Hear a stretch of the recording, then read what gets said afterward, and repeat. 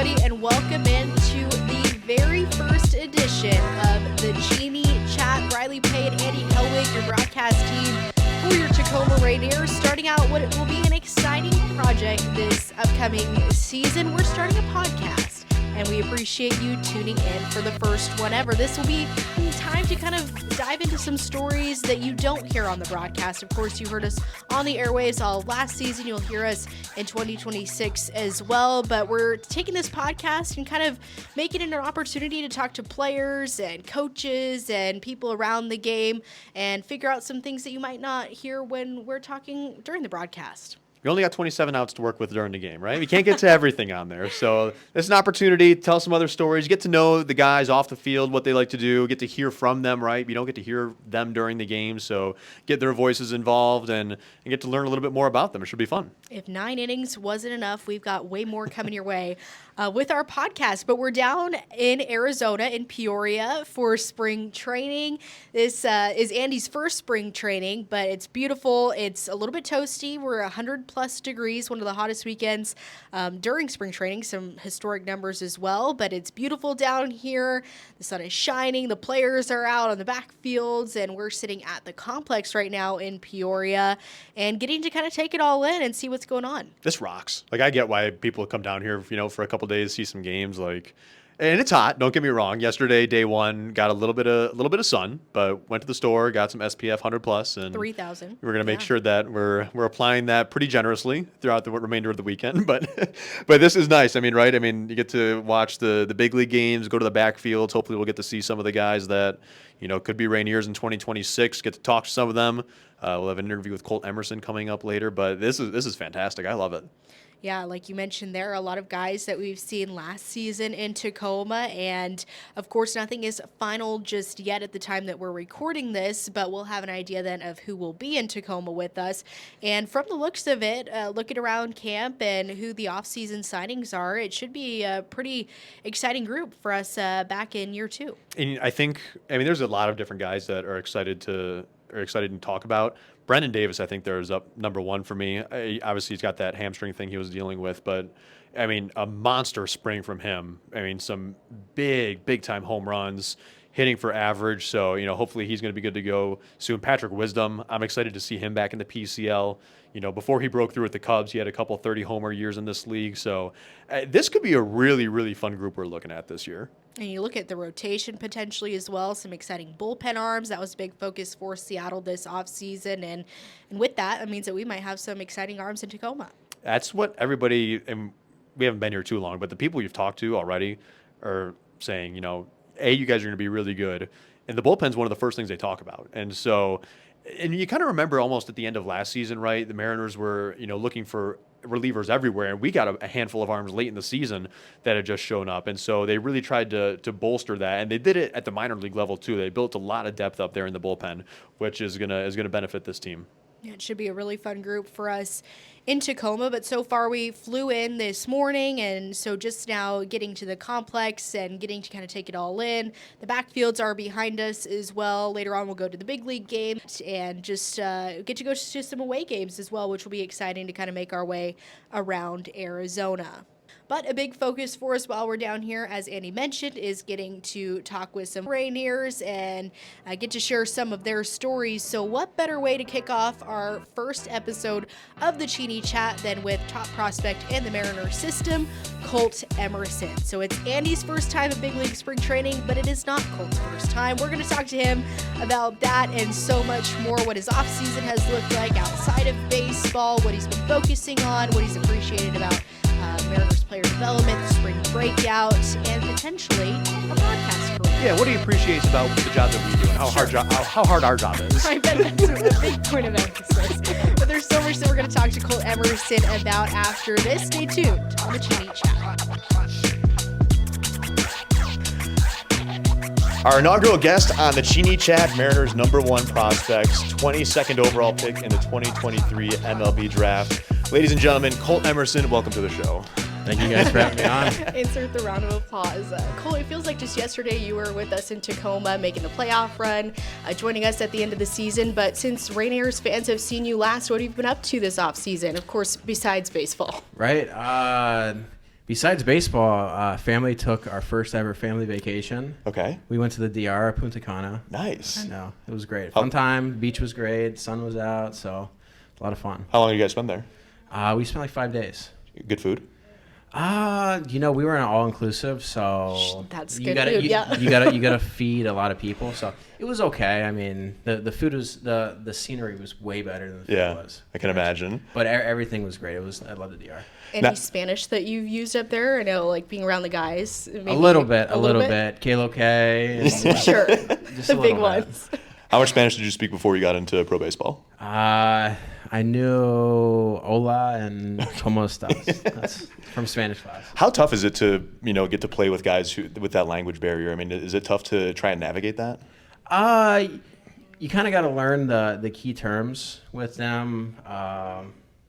Really, honestly, they're so great, and the Mariners they bring in the Latin guys are so great, and they're great people. Mm-hmm. So they're easy to get along with, and they're really great people. So it's pretty easy to fit in and for them to fit in. So baseball's kind of a universal language baseball's too, right? Very universal. Yeah. Absolutely. Off-season projects, change your swing a little bit, right? Got rid of the leg kick, more of a toe tap guy now. Yeah. That would have been halfway through the year last year, and so this off-season, just building on top of it, and coming into spring on the right note, just being more consistent with everything. Really, It comes down to consistency. Right. The more consistent you are, the better you do. You had a pretty consistent year last year in terms of just offense, but inconsistent in terms of where you were. I mean, a wild ride last year across all the levels, finishing with Tacoma, going to the playoffs. When you look back at what 2025 was, what do you remember about it? A lot of learning and a lot of moving, that's for sure. But no, it was really fun. I struggled a bit in the first part of the year, in Everett. And just to get over that hump and to learn things about myself that I didn't know and learn things about my swing, the way my body works, was the biggest one. And to learn how to fail, really, that was really the biggest one. And really coming in every single day and just trying to have fun every single day, like looking to have fun every single day, not necessarily reflecting on past games or reflecting on the way I feel at the plate. Just were big ones last year, and coming through the year, I spent most of the year in Everett High A, and then got to Arkansas, and we were competing for playoff contention. Didn't make the playoffs, unfortunately, and then got to call to AAA, which I wasn't expecting at all, and so happy to be able to have that experience, and then obviously go to Vegas, go to Vegas, and have that experience. So it was huge. And then the taxi squad was another one, and then watching the playoffs. Well, it was a long but exciting season, and it made me fall in love with baseball more. What did you learn about yourself with the experience that you had last season? You're now kind of closer than ever, just a few miles away now from Seattle. But when you reflect on all of what last season was, what are the biggest things that you think changed going into this offseason? Obviously not your first time at big league camp, but did you approach it any differently this time around? I just really just try to come in and really be comfortable in my own skin. It could be easy for a young guy to get out of themselves or try to be somebody they're not, try to do too much in big league camp. And I feel like I really wanted to just feel comfortable in my skin and all the guys in the clubhouse. We have such a great group of guys, so it's pretty easy that with the support that I got with these guys, it's pretty easy to come in and do that. You're still 20, right? Yes. Do you ever take a step back and 20 years old, you're at Major League Spring Training, you're at the big league taxi squad for the playoff run last year. Do you ever take a step back and think oh my God, this is awesome, No, I catch myself doing it all the time. I really do. It's such a cool thing. I like to put things in perspective and think what would 10-year-old Colt thing, right? And it immediately I get in a different perspective, especially if I'm struggling or whatever. That perspective gets me out of the holes that I'm in. I think about when I was 20 years old, and the things that I was doing, just such a different lifestyle. And you go to the taxi squad last year for the playoffs, and I heard the story about you're going to run at second base, Yeah. Ball out to Ichiro in right field. Thought about tagging up on it. Thought about testing the arm. Yeah. That was immediate in my head. I was like, do I do it? But I was like, this taxi squad thing it's not about me. It's about everybody else and getting everybody else reps. So I'm not going to slide into third base. And so what I mean? I'm not going to overstep. What's it like? I mean, to step on the same field as a Hall of Famer like that? Oh my gosh, it is it's honestly, I can't even really describe it. It's just like baseball's the same, but then like you look around, you're like, oh shoot, Julio in center field, Ichiro in right field, like Randy in left field, like you guys, you got a bunch of stars on the field. So to be even considered a part of that is just incredible in itself. When you look at your opportunity maybe with the big league club as well, you talk about just versatility, and heard you talk in an interview about how some of the best Mariners are versatile, can play a couple different positions. What has that kind of been like for you, getting reps at different positions? Who have you leaned on, and who's kind of been a help in that process? Yeah, like I said, the support system in this organization is just amazing, from the coaches to the players. Coming every day, Perry Hill, every single day. Like you guys know him, but he's the man, and he's really got some great insight. I mean, he's been in the game for forever, basically, and it's really cool. But like guys like JP, Leo, Bliss, Mastrobuoni, like all these guys. I can name every single player on the team. Like that's the type of group this is, and they're all willing, and they all go out of their way to help and to tell you the truth and put things in perspective. So it's really great. Were there any like harsh realities, or what was your first like welcome to pro ball moment when you got to big league camp? Oh yeah, I'd say not necessarily harsh, but it's like when I got into pro ball and I stepped off the plane right after the draft. Was like my second time ever being in Arizona. It's 116 degrees. I'm still 17. I haven't turned 18 yet. I come into a clubhouse that I've never seen before. I've never seen any of these guys before. And they put me up in the La Quinta right here, and I'm just like, oh my gosh, like I'm really, really doing this right now. I'm really doing this. And then once a few days go by, you're like, oh, this is the same as everything I've done before, and the guys are the same. Baseball is, like you said, universal. So that was probably the biggest. Going back to when you get drafted, how on earth do you make the decision when you're, 17 years old between going to play at Auburn, going to play SEC baseball versus signing a pro contract as a first-round pick? How on earth do you make that decision? Yeah, when you put it like that, it sounds super, super hard. But Auburn's a great university. I had a great relationship with the coaches there, great people there, and really what it came down to was, what's my end goal here? Is my end goal, do I want to be a college baseball player and that's my end goal, or is my end goal, hey, I want to be a professional baseball player and really, really go 10 toes in and really shoot for my dream? And that's where it came. And being drafted in the first round, like that's something you really can't turn down. God willing, unfortunately, that happened, but it was a hard decision. It really was. But at the end of the day, I wouldn't want it any other way. What do you remember about draft day? Well, actually, funny story. So I went golfing on draft day, and I was about 4 inches away from hitting a hole in one. Yeah.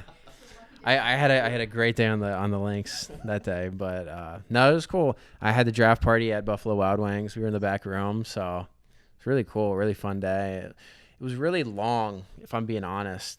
I got home, I was tired after golfing, took a nap, and then we went down and got to see some of my buddies. They got drafted before me, so it was really cool to see them on TV, see where they were, texting them. And then, honestly, when I got drafted, it was kind of a blur because I was going around shaking hands, giving hugs, everything like that. And then I look up on the screen, and they're like, oh, next one drafted, Johnny Formello. I'm like, no way. Like, we've played together. Like, we know each other. Like, we got mutual friends. So I was like, easy. And then the next guy, Ty Pete. And we're like, no way. We've all, like, came up through, like, travel ball and stuff together, and we played against each other. I don't think we necessarily, like, knew each other. I think Ty and Johnny were roommates at one point together. But, like it was really awesome feeling knowing that those two. And then Aiden Smith got drafted in the 4th round, who was another high school guy, and knowing that there's going to be 3 other high school guys going through it with you was kind of an easy feeling. Spring breakout game was yesterday as well. You talk about it a little bit there, but you played nearly everywhere in the Mariners minor league system last season. Was there anybody that you were looking forward to sharing the field with again? Oh yeah, my boy Johnny Formello. Like that's my boy. We were roommates all the way up through. Like he's always awesome to share the field with. I mean, he's a money center fielder. Like he's amazing center fielder. So, Him, Jared Sundstrom, Brock Rodden. I played with Teddy McGraw for the first time this year, or second time, I should say. Really great group of guys, and there's a lot of really great players, but even better people in this org, and it's really cool. We're going to win for a lot of years, and there's a really good coming up. You think about all the guys that you played with in that breakout game and how loaded the Mariners farm system is. I mean, do you guys feel like you've been kind of glued together, and how is that group coming together as you've played your way through the Mariners system? Oh yeah, for sure. I mean, we're all out there competing, and we all want the same thing. We want to win, so it's pretty easy to get along with people that want the same thing as you and are working the same amount as you, and so it's pretty easy to gel with guys like that. On that same note, Mariners player development has done a great job of putting together one of the top farm systems in baseball. How much of a factor do you think the player development staff have played in your development so far and you getting to where you're at right now in your career so quickly? Yeah, I think it's really just a testament to them, really. I mean, they tell you the truth, and I found that the truth is the best thing for a young guy. You know, if you can handle that, and if you can take truth and turn it into, I guess, building blocks to make yourself better. So I think that's the biggest thing that this org does, is tell you the truth, good and bad. All right, last year, spring training, you made your on-air debut. And as broadcasters, we have to know the story. How did that come about, and will we see Colt Emerson on the air in 2026? Honestly, they came to me and they're like, "Do you want to do it?" And I was like, "I'm not gonna say no to that. like, give me the headset. Let's try it. Like, this is an MLB spring training game. Like, let me add this to my resume." But I say it every year. I'm like, "Hey, when are we getting back up there?" It hasn't happened since. So, but I'm always willing. Growing up watching baseball, was there anybody that you like to watch on a regular basis or listen to? Honestly, not really. You know, I was more of a player of baseball than I was like a watcher of baseball. That's such a broadcaster question to ask. Do you think that's something that could be in your cards? Do you see yourself maybe being in a booth one day post-career? I know that's a long ways away, but have you ever considered being a broadcaster when you're done playing? Honestly, probably not. I don't know if I could talk like that. I don't know if I got that. In me. When you did broadcast with them last season during spring training, what was going through your mind in that moment? My heart was pounding the whole time because I was like, you can't. If something happens, you can't screw up the call. You gotta sound at least like you've watched baseball before, and I did not do that. No. Well, the open invitation is there. If you ever have a second, you're always welcome in our booth. 100%. Special appearances only, though. He will never do it full time. Once again, Colt Emerson, thanks so much for your time. We appreciate you sitting down with us, and we can't wait to watch all of your successes this upcoming season. Awesome. I appreciate you having me on.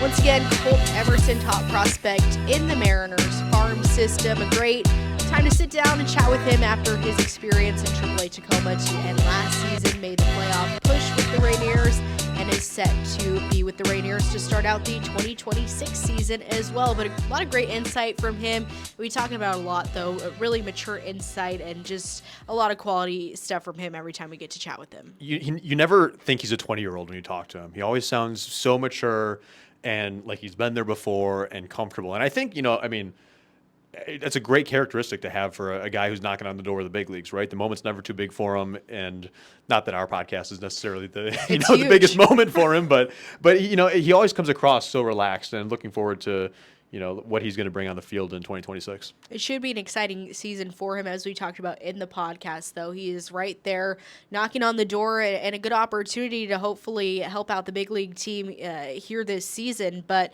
a lot of exciting names that we're going to see in Tacoma. Of course, we're glad to have him back for some time, as long as that may be. But a lot of exciting names that we've talked about throughout the offseason. By the time this podcast goes out, we'll have an idea and a team taking the field, but really good arms arms that could be with the Rainiers here in a little bit, and another solid position group as well. Yeah, and that's, I think, what kind of the takeaway from spring training is for me when you talk about the Rainiers. Everybody that we talk to says, you guys are going to have a really good team this year. And I think a lot of the emphasis is going to be on the bullpen because the Mariners made the bullpen a point of emphasis this offseason, and that trickled down to Tacoma with the arms that we're going to see. A lot of talk about Cole Wilcox. I think he's going to be really good. Yasver Zulueta, I'm excited to watch. He's going to bring some juice as well out of the bullpen, a good late-game arm. So it should be a really fun group, and like you said, positionally as well. I mean, the Rainiers have potential to be some really big sluggers this year. And you mentioned it a little bit there, though. A lot of things that we just got to observe, though, being around during spring training. We were there throughout the weekend, getting to see the games going on in the backfields. Then, of course, just getting to observe everybody else around camp. But your first time at spring training now in the books. We're back in Tacoma finishing out this podcast. And what are your thoughts? What was your first spring training like? It was definitely an exciting one with a lot of twists and turns. I could definitely, I understand when guys are ready to get out of there because they've been there for a month. Yep. And it's 100 degrees. And it's 100 degrees. Having been there for 4 days, though, I could definitely do a full extra week or two of hanging out there, just getting to take it all in, hang out with the guys. And it was really cool getting to see some of the familiar faces down there.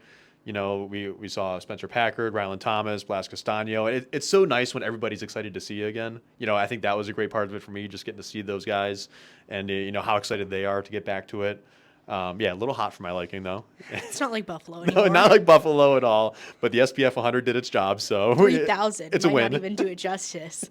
And it was cool too. I mean, a really exciting opportunity that we got to have, getting to fill in for one of the spring training games on radio with Seattle Sports. Aaron Goldsmith set to be on that one, but Gary Hill Jr. reaches out and says that they might need a little bit of help that night, and you got the text. We got to go out there and join them on the call, and that was a really fun time, a blur, and ended up being a 20-run game. So it was just like the PCL after all. Yeah, just like we were just at home. Yep. I mean, what a wild day that was, because we were going to the spring breakout game. Yep. And just had full intention of being there for the full time, and watching Ryan Sloan and Kate Anderson and Laz Montez and watching them do their thing. And then, hour or so into the game, we get a text from Gary Hill Jr. Hey, Andy, I'm supposed to do the game with Aaron Goldsmith tonight, but his voice isn't doing too hot. Any chance you and Rylee want to come in and do the game with me? I mean, yeah. Of course. Right. So, yeah, I mean, you kind of put a stop on everything we were doing at the breakout and think, all right, well, we got, 2.5 hours to call a Major League Spring Training game against the Guardians. And and on top of that, we have to get from Maryvale over to Goodyear, which 40 minutes. Nothing's close over there. So that was an adventure in itself. Try and get there, scramble to fill out the book, and then or lack thereof. Or print your book. I should have brought my book. I thought to myself, there's no way that you need your scorebook for a trip like this, and I definitely should have brought the scorebook. It was a lesson to always keep a scorebook handy, but we printed it out and all was well. So. We'll get you just a bunch of papers you can fold up in your pocket and just sure. Not even if you're at a baseball game, like you're at dinner or something. Yep. Keep that thing on you. I know, you never know. You might need to score something. But it was cool though, wasn't it? It was fun. I can't remember. There's been a handful of games. It goes back to like Summer League though. No, actually, I digress. There has not been multiple games. It was just like one game, my broadcast debut, where I was in that same boat of being unprepared. And that's like one of the scariest feelings, I feel like, is just to have like nothing put together, because there's obviously a lot of prep that goes into broadcast, and you have an idea of who you're even going to be calling the game for, especially the other team, a little bit of prep on them, but definitely one of those where you just show and go and you adapt, and it was a blast. But what are your thoughts the last time that you remember having a game like that where you just show and go? Oddly enough, let me think about this. I think like my first ever like real broadcast was like that. Yes, like me too. My first ever like on like yes. so when I was in college, it was my freshman year, and they had just started a broadcast program in affiliation with ESPN to do their games on ESPN3, RIP. Yep. And we had a volleyball game that day, and so I texted the guy who was in charge of the program at the school, and I said, hey, I'm sure you're busy. If you guys need any help tonight, would love to get involved somehow in any way, right? I'm a freshman. I want to do something. Mm-hmm. And so I had played volleyball, and I was coaching high school volleyball at the time. And so he says, you got a second? Let me give you a call in a minute. And so he calls me and says that the guy who was supposed to be the analyst on the first ever ESPN3 broadcast at Canisius, his wife went into labor. Oh, wow. And so he He's not says, missing that. "Do you want to do color tonight?" And so I'm like a week into college, and luckily I knew what I was talking about with volleyball, and I'm sure the game was terrible, and I hope that tape doesn't exist anywhere. But like, yeah, it was roughly like 3 to 4 hours of leaving my journalism 100 class, driving 30 minutes back home to grab a suit and tie, 30 minutes back to Buffalo to do the game, and then, be on camera for the first time in my life and call the game. So this one, though, I feel like, You have some years under your belt. yeah, it's some years under your belt, but Yeah. also, like, it matters way more, too. Right. No takeaway from, mid-major Sure. Olympic sports, but, like, when you're calling a major league spring training game, you've got an audience, Yeah. right? And so it was definitely a little bit more weight in that aspect, but, I mean, all things considered, Gary was great. Yeah. Doing the of game with course. him, made it super easy, made us comfortable. Props to him for that. And yeah, that was awesome. It was a blast. And I know you and I are both ready to go for year 2, going into our second season with a full off season under our belts. We should have some returners in this group. But all in all, it's going to be another exciting season and ready to get going. I got the itch. I'm ready Yeah? to go. Let's get it on.